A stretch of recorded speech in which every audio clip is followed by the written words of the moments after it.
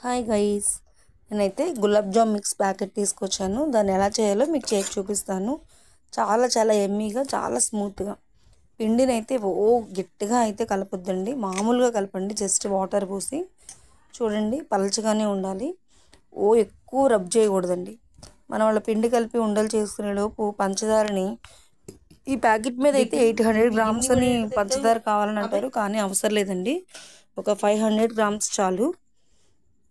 చూసారా, మనం డీప్ ఫ్రైకి సరిపడా ఆయిల్ పెట్టేసుకొని ఆయిల్లో మనం చేసిన ఉండలు అనేవి వేసుకొని చక్కగా గోల్డెన్ బ్రౌన్ కలర్ వచ్చే వరకు వేపుకోవాలి. ఈలోపు పంచదార మనం జస్ట్ అవి పంచదార నీళ్ళలో కరిగే వరకు జస్ట్ కొంచెం వాటర్ పోసుకొని నీళ్ళల్లో కరిగే వరకు ఉంచుకోండి. అది పాకమేమీ రానవసరం లేదు. నీళ్ళల్లో కరిగి జస్ట్ ఒక పొంగు వచ్చే వరకు ఉంచుకోండి, అంతే. కట్టేసి ఈ చక్కగా వేగుతున్నాయి కదా బాల్స్, వేగిన తర్వాత ఈ బాల్స్ తీసి దాంట్లో వేసుకోవడమేనండి. స్పెషల్ ఏమన్నా ఉందా, గులాబ్ జామ్ చేస్తున్నావు అని చెప్పేసి అడిగారు మా వారు. అయితే మనకు పిల్లలు ఎప్పుడు హాస్టల్ నుంచి వస్తే అదే స్పెషల్ అండి, అప్పుడే పండగ.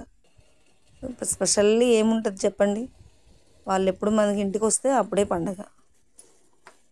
చూడండి, ఇలా ఒకసారి పొంగు రానిచ్చి కట్టేసేయండి. నేనైతే కట్టేసాను చూడండి. కట్టేసిన తర్వాత అది కొంచెం ఆయిల్ అలా అలా అనేసి అలా వేయండి. వేడి వేడి వేసేయండి, ఏమేమి పక్కన పెట్టొద్దు. జస్ట్ వేడి వేడి వేసేయండి.